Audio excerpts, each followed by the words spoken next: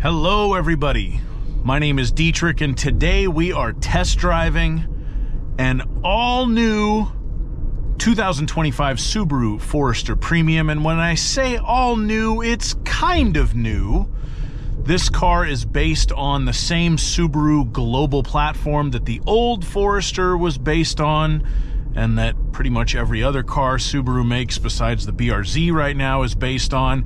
This is an updated version of the Subaru global platform, so allegedly it's stiffer and stronger and quieter than the last one, with revised suspension tuning and more responsive all-wheel drive system.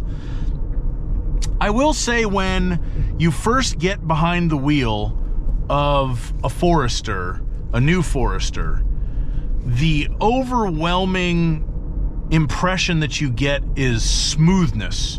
It is a very smooth car to drive. The acceleration is smooth, the ride is smooth, the handling is, I would say, very good, especially considering the ride quality that the vehicle provides.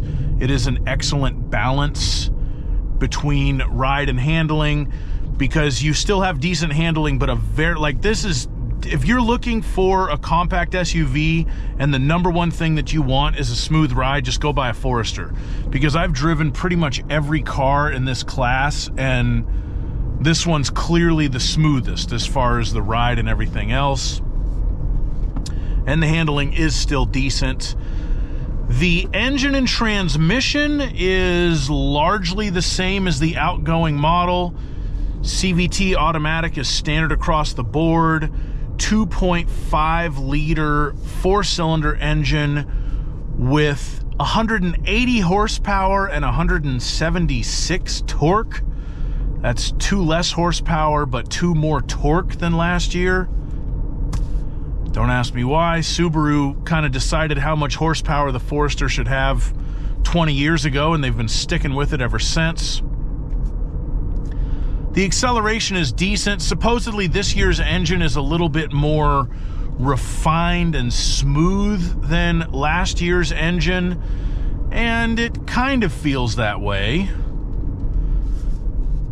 I wonder if I'm going to have an opportunity to pass these guys. The answer to that question was yes. Let's see. Yeah, it's a little bit more refined and a little bit smoother than last year's model. Brakes feel very good. Steering is very good as far as the class is concerned. I've driven pretty much all of this car's main competitors. RAV4s, Nissan Rogues, CR-V is the Hyundai Tucson. You could make the argument this one drives the best. The CX-5 has better handling. Some of the hybrid ones are faster. CX-5 with the turbo's faster.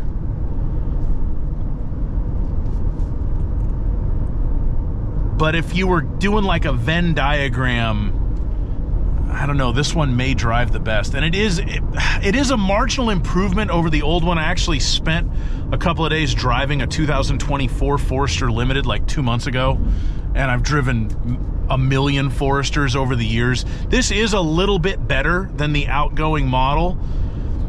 It's a little bit quieter, the engine's a little bit smoother, the ride is a little bit smoother, and the car that it was replacing was already extremely competent, so this is certainly not a revolutionary type of vehicle. It's way more of an evolution, but the previous outgoing model didn't need that much improving. And certain features here, like the wireless Apple CarPlay, the updated infotainment, which is actually very good, yeah, it makes sense.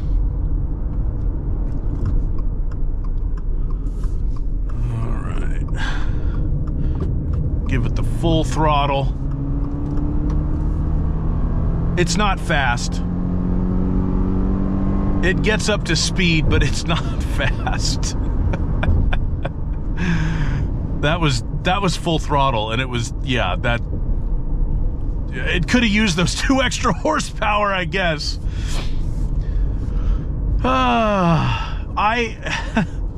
I used to sell Subarus. I don't anymore. I've owned 6 of them personally, and in my immediate family we've had 10 of them.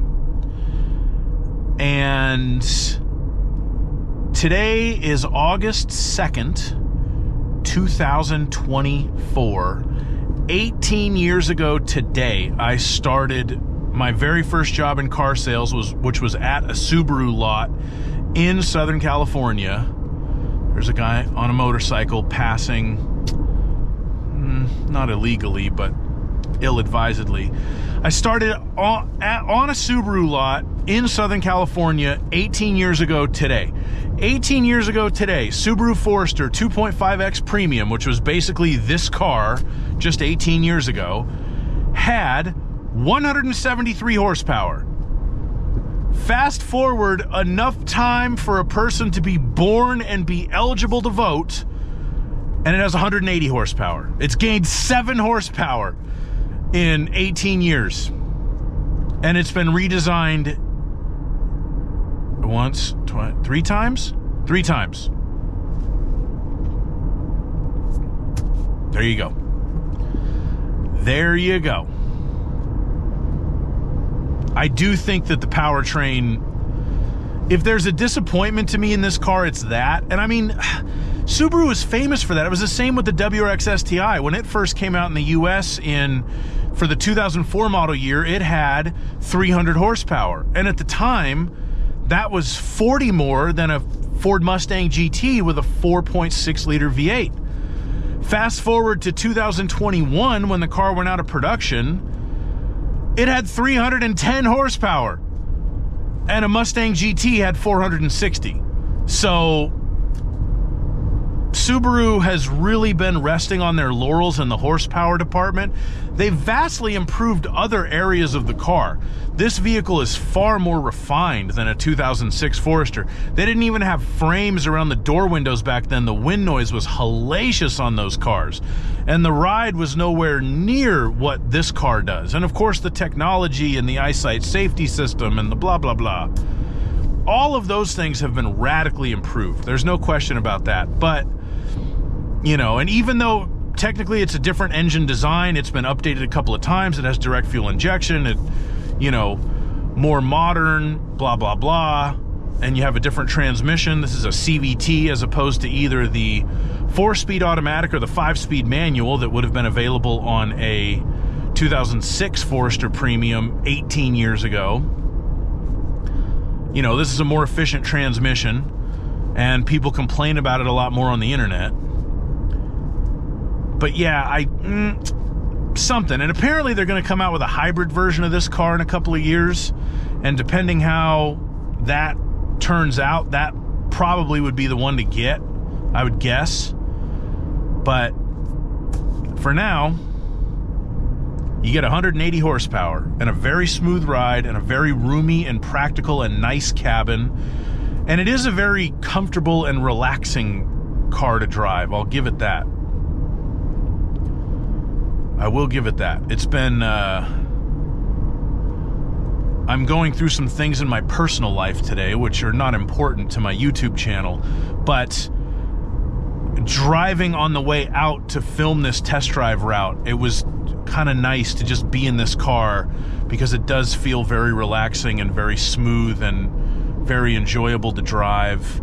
And, you know, it's not fast, but I don't really want to go fast right now. Oh, we're doing 70. I don't think we're going to pass this truck. And I don't really care. So that's the new Subaru Forester. It's improved, but not drastically. It's still, in a lot of ways, it is one of the best choices in the compact SUV category. A CX-5 Mazda handles better.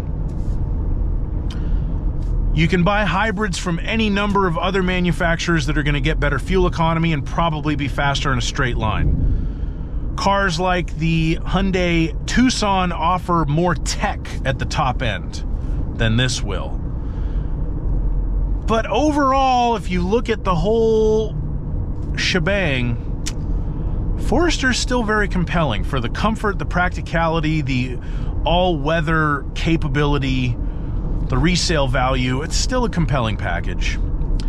And that's pretty much what I have to say about driving it. I have made a video with a full review that I'll put a link to in the comments or the description, or probably both. Please like my video, subscribe to my channel, and have a fantastic day. Bye-bye.